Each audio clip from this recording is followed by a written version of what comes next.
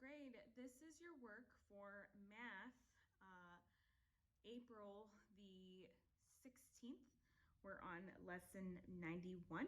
So turn with me, please, if you can, to page 598. Page 598. We have learned two ways to simplify fractions.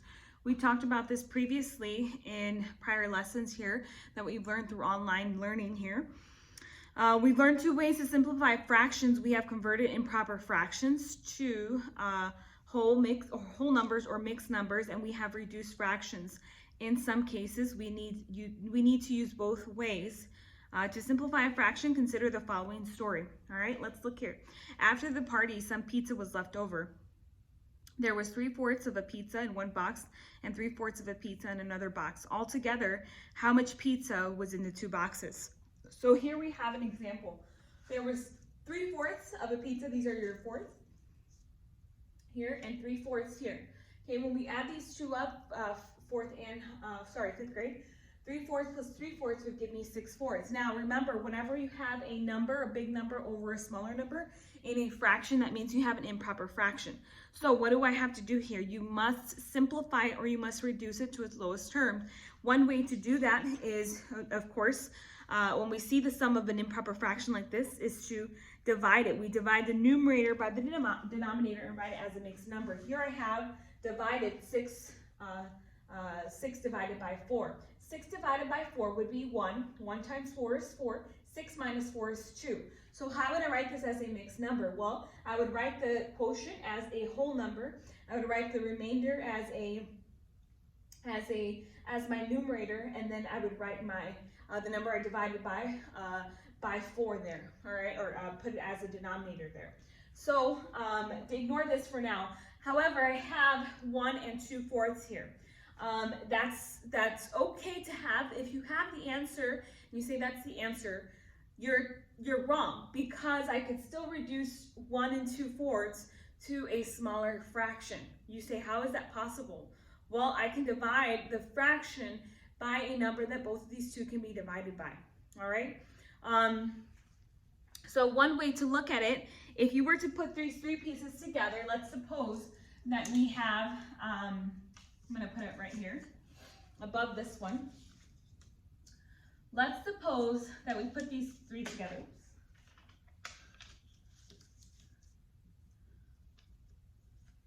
All right, here is one whole, and here is a half. Okay, notice that out of my fourths, I just made a smaller fraction. I just added them up, and this gave me still 6/4, but technically I could reduce this to 2 halves plus 1 half, which give me 1 and 1/2. You can divide 1 and 2/4 by 2, divide the 2. Divide it by 2, this is the number, the greatest common factor for 2 and 4 is 2, so I can divide it. 2 divided by 2 is 1, and 4 divided by 2 is 2.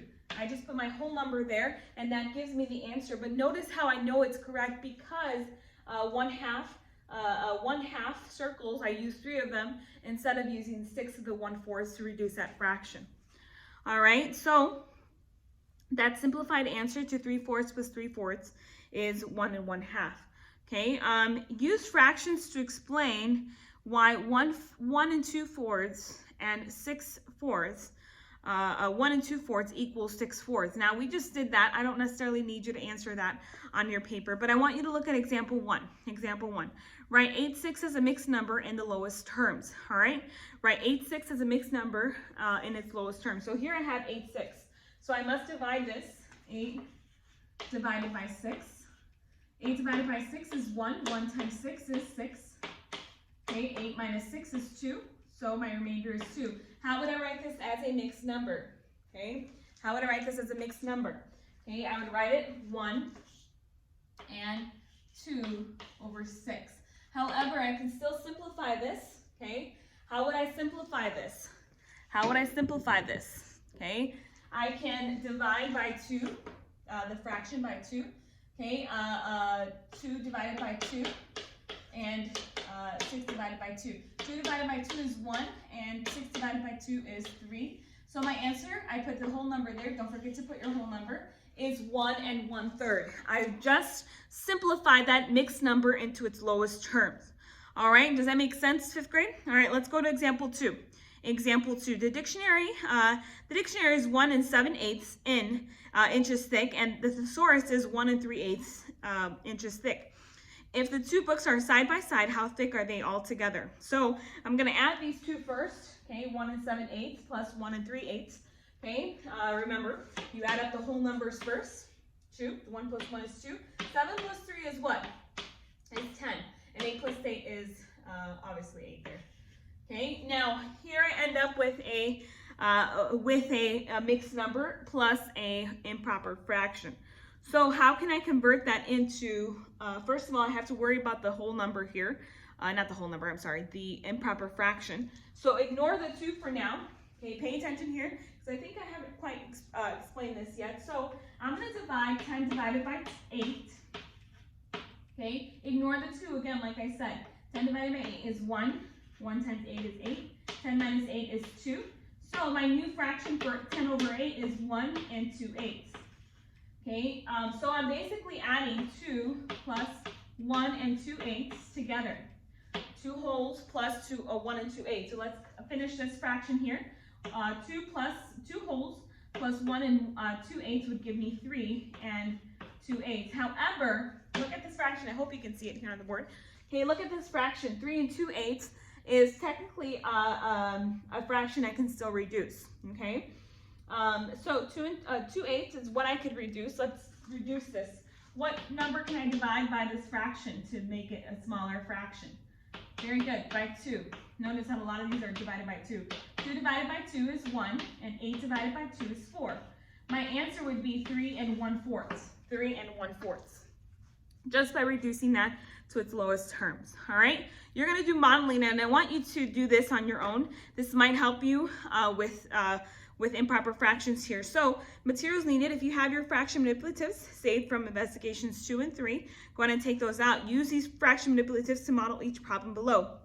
Write the mixed number or whole number answer for each problem. For example, model 3/4 plus 3/4 this way. Okay, so I want you to model that at your home and try your best there. And then it says to answer the 4 questions there, 1, 2, 3, and 4. Okay? Let's look at lesson practice letter A, B, C, D, E, F, G, and H. All right? And actually, what I want you to do, I know that I have been asking you to do written practice. And I still want you to do written practice, but on the side there for letters A through L, I want you there, if you have your written practice, I don't have one with me here. Let me see if I have, oh, here it is.